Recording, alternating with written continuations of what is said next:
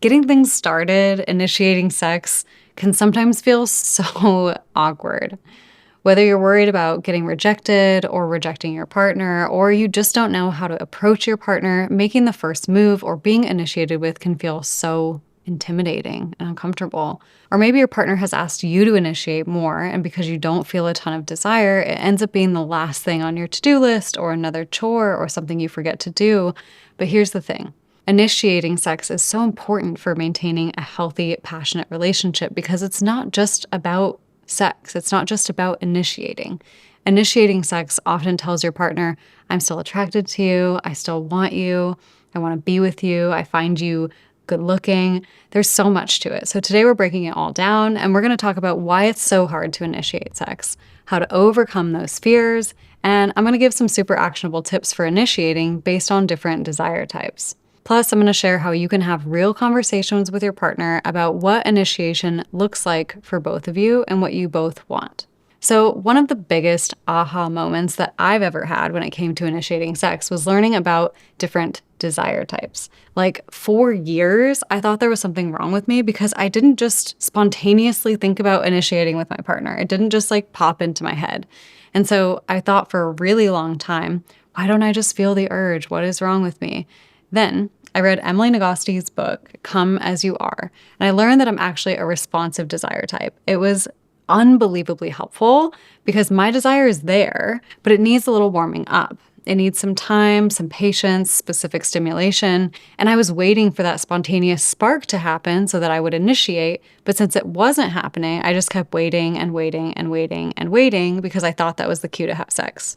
So let's talk about the difference between spontaneous and responsive desire.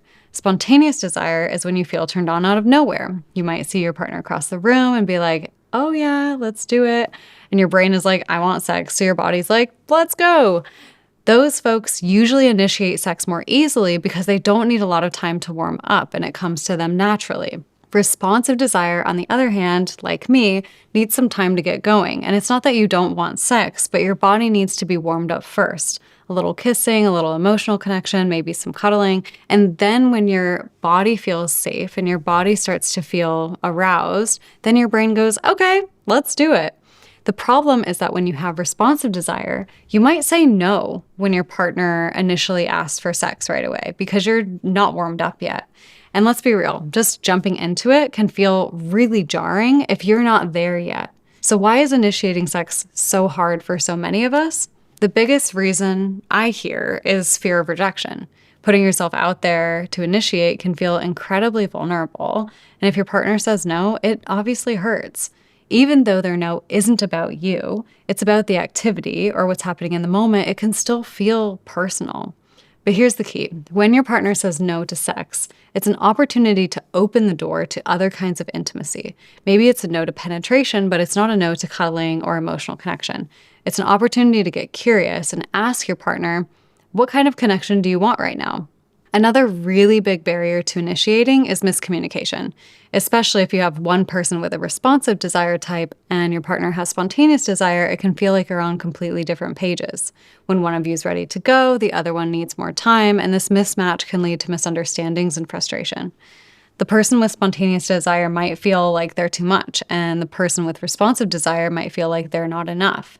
The other issue for responsive desire types is often that you might be afraid to initiate because you don't feel ready in your body for penetrative sex, but you do want to be close. And maybe you don't know how to say no, to stop, or request the specifics of what you actually want. So you just avoid initiating altogether because you go, oh, I don't want to start something I can't finish.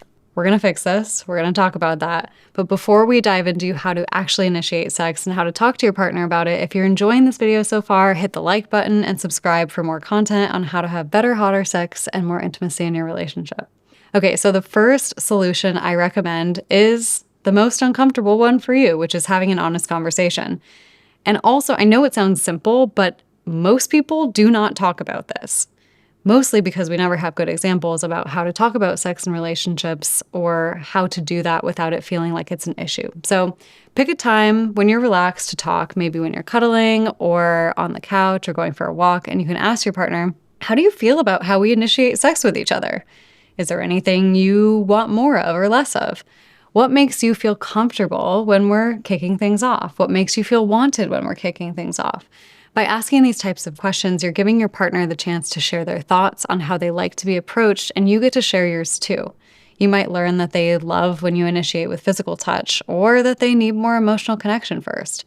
Doing this takes the guesswork out of it and puts you both on the same page. And so much of the miscommunications happen because you're trying to send a signal that you want sex without directly communicating it, and they're not getting the message. Or you're saying directly that you want to have sex with them, and that, because they're a responsive desire type, makes them go, no, I don't want it. So getting on the same page, having direct, honest communication about what you like and how you want to be initiated with can be incredibly helpful for clearing that up and avoiding miscommunication. So now let's get into the fun part.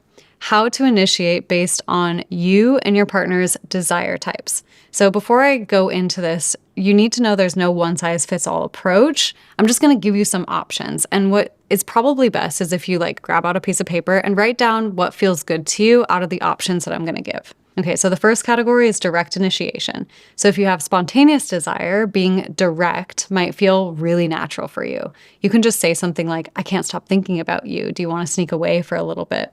But if you have responsive desire, you might want to say or to hear, how about we spend some time together in bed later? This gives you time to warm up without the pressure. The second type of initiation is physical. So if you're someone who likes to initiate physically, it starts with touch. Spontaneous desire folks might go for a passionate kiss or a playful grab. But again, if you or your partner has responsive desire, you'll want to go slower with physical initiation, maybe with cuddling or a back rub or a foot rub, something that builds physical closeness and allows time for arousal to develop more naturally. The next category is playful initiation, and this is my absolute favorite one. So playful initiation can take pressure off and make things feel more fun. So it can start with being flirty or something cheeky, like, oh, I bet I can make you blush in the next 5 seconds, or I bet I can make you come in 10 minutes. Or for those with responsive desire, playful activities like dancing together or play wrestling or role playing or silly accents can be a great way to get the energy flowing without jumping right into sex.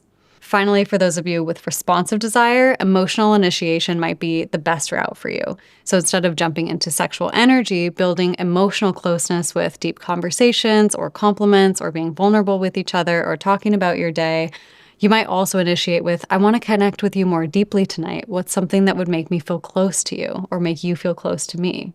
For people with spontaneous desire, this is a really great way to support your partner and help them feel ready for more, building that emotional intimacy. And remember, intimacy doesn't always start with sex. A lot of times it starts with emotional safety and connection for people who have responsive desire. So, initiating sex does not have to be scary or awkward. It's all about communicating, understanding each other's desire types, and finding a way to connect that feels good for both of you. However, if you struggle to communicate exactly what you want in the bedroom, or you don't know what that is, you should definitely check out my video, Simple Hack to Know What You Like in Bed. Thanks for watching, and I'll see you in the next one.